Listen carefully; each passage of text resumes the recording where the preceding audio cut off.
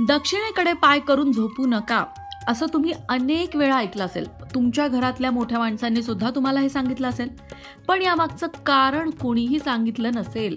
ते कारणच आता आपण या व्हिडिओत जाणून घेणार आहोत. चला तर मग सुरुवात करूया, पण त्याआधी चॅनलला सबस्क्राईब नक्की करा आणि आमच्या फेसबुक पेजलाही फॉलो करा. मंडळी, या व्हिडिओमध्ये आपण दक्षिणेकडे पाय करून का झोपू नये या प्रश्नाची 3 प्रकारची कारणं जाणून घेणार आहोत. 3 प्रकार म्हणजे कुठले? एक वास्तुशास्त्रानुसार, एक धार्मिक कारण आणि दुसरं म्हणजे शास्त्रीय वैज्ञानिक कारण. यामागे खरंच काही वैज्ञानिक आधार आहे का हे सुद्धा तपासून बघणार आहोत. सुरुवात करूया वास्तुशास्त्रापासून. वास्तुशास्त्रानुसार दक्षिण आणि पूर्व दिशेकडे पाय करून झोपणं चांगलं मानलं जात नाही. त्यामुळे अनेक समस्या निर्माण होऊ शकतात. कारण दक्षिण दिशा ही यमाची दिशा आहे आणि पूर्व दिशेला सूर्याचा प्रभाव असतो.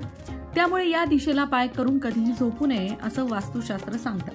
आता वास्तुशास्त्रामध्ये दिशांना महत्त्व देण्यात आलेलं आहे. प्रत्येक दिशेची एक देवता आहे आणि त्यानुसार खाण्यापिण्याच्या, झोपण्याच्या अशा सगळ्या सवयींबद्दल सविस्तर सांगण्यात आलेलं आहे.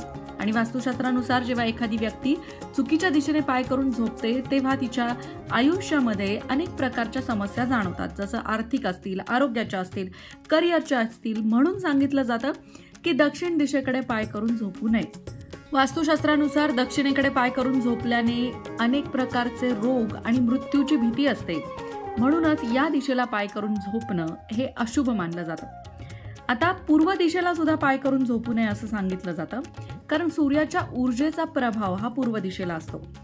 जर तुम्हाला तुमच्या जीवनात सूर्याची कृपा हवी असेल, सूर्यनारायणाचं तेज हवं असेल, तर तुमचे पाय पूर्व दिशेकडे नसावेत.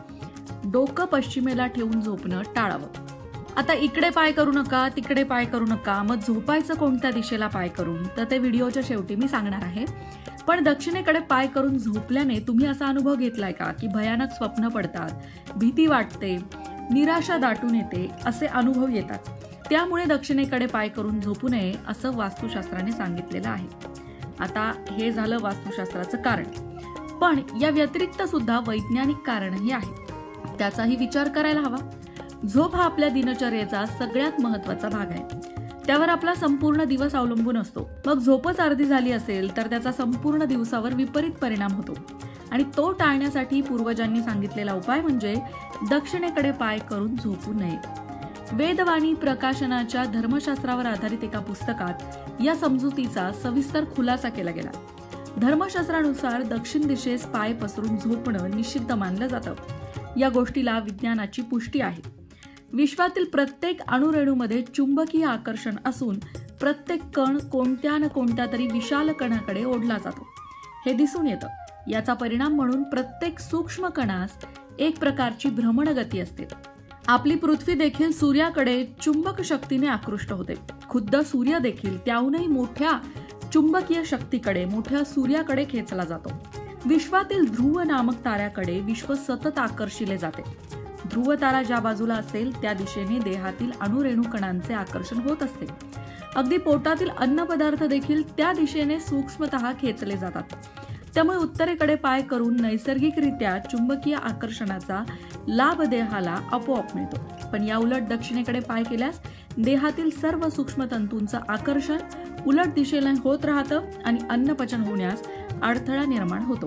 आता हे खूप समजायला अवघड वाटत असेल तर अगदी सोप्या भाषेत समजून घ्या की शास्त्रीय दृष्ट्या असं मानलं जातं की झोपताना आपल्या शरीरात चुंबकीय विद्युत ऊर्जा संचारते, ज्यामुळे नकारात्मक ऊर्जा नष्ट होते आणि आनंददायी आणि शांत झोप येते.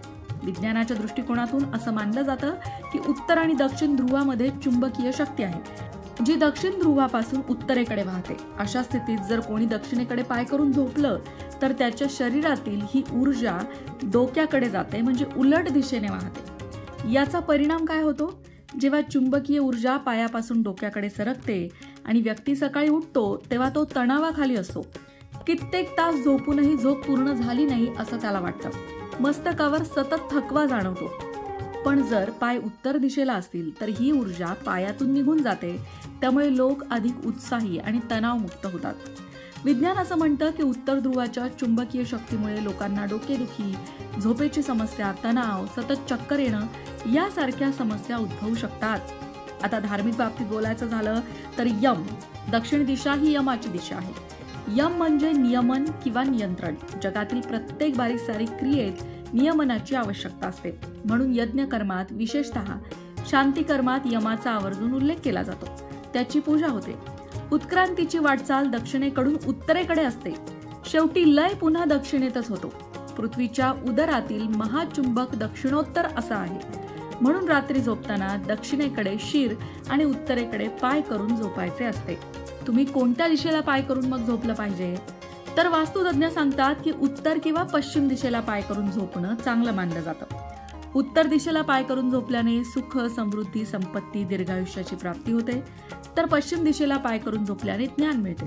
जे लोक अभ्यास करतात किंवा स्पर्धा परीक्षा देण्यासाठी प्रयत्न करतायत, त्यांच्यासाठी या दिशेला पाय करून झोपणं उत्तम मानलं जातं। आता मंडळी, यातले काही मुद्दे तुम्हाला समजले नसले तरी इतकं तर समजलं असेल की दक्षिण दिशा ही यमाची दिशा आहे आणि दक्षिण दिशेला पाय करून झोपू नये, त्यामागे शास्त्रीय कारण सुद्धा आहे। सगळ्यात महत्त्वाचं म्हणजे गेलेल्या व्यक्तीचे पाय आपण दक्षिणेकडे करतो, याचं कारण म्हणजे त्याचा यमाच्या दिशेने प्रवास सुरू झालेला असतो, पितृलोकाच्या दिशेने त्या व्यक्तीचा प्रवास सुरू झालेला असतो आणि म्हणून त्याचे पाय त्या दिशेकडे असतात। आता या व्हिडिओमध्ये आपण अनेक वेगवेगळ्या गोष्टींवर विचार केला, म्हणजे धार्मिक कारण पाहिलं, वास्तुशास्त्राचं कारण पाहिलं, सगळ्यात महत्त्वाचं म्हणजे वैज्ञानिक कारणही पाहिलं की शरीरामधली जी चुंबकीय शक्ती असते तिच्या योग्य प्रवाहासाठी दक्षिणेकडे पाय करून झोपू नये। पण त्याचबरोबर झोपताना आणखीनही काही गोष्टींची काळजी घ्यायची असते, ती म्हणजे शांत झोप येण्यासाठी तुम्ही रात्रीचा मोबाईल बघू नका। रात्री अंधारामध्ये जेव्हा तुमच्या डोळ्यावर मोबाईलचा लाईट पडतो, त्याचा तुमच्या डोळ्यांवर आणि डोक्यावर विपरीत परिणाम होतो।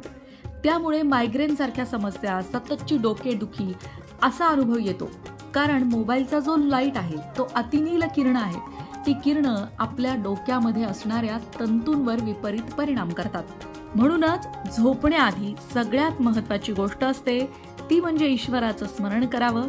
आपण दिवसभर केलेल्या कामांचा विचार करावा, आढावा घ्यावा आणि मग ईश्वराचं स्मरण करत, नामस्मरण करत शांत चित्ताने झोपी जावं। या पद्धतीने जर तुम्ही झोपी गेलात तर सकाळी उठल्यानंतर तुम्हाला प्रसन्न वाटेल, रात्रीची तुम्हाला भयावह स्वप्न पडणार नाही।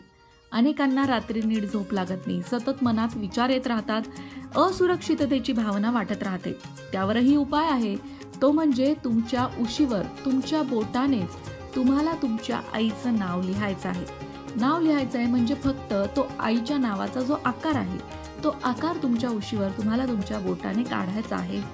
बोटाला कुठली गोष्ट लावायची गरज नाही, फक्त उशीवर तुम्ही तुमच्या आईचं नाव लिहिताय, या पद्धतीची ऍक्शन तुम्हाला उशीवर करायची आहे, ज्यामुळे तुम्हाला शांत झोप लागणार आहे आणि दिवसाची सुरुवात सकाळ सुंदर होणार आहे। तर मंडळी, अशा अनेक समजुती आपल्याकडे असतात, त्या समजुतींच्या मागची कारणं आपल्याला माहीत नसतात। तुम्हालाही अशा काही समजुतींच्या मागची कारणं जाणून घ्यायची असतील तर कमेंटमध्ये विचारा। तुमच्या प्रश्नाचं सर्वांगीण उत्तर म्हणजे धार्मिक, शास्त्रीय, वैज्ञानिक, वास्तुशास्त्रीय, ज्योतिषशास्त्रीय अशा सगळ्या बाजूंनी तुमच्या प्रश्नाचं काय उत्तर आहे ते देण्याचा प्रयत्न आम्ही नक्कीच करू।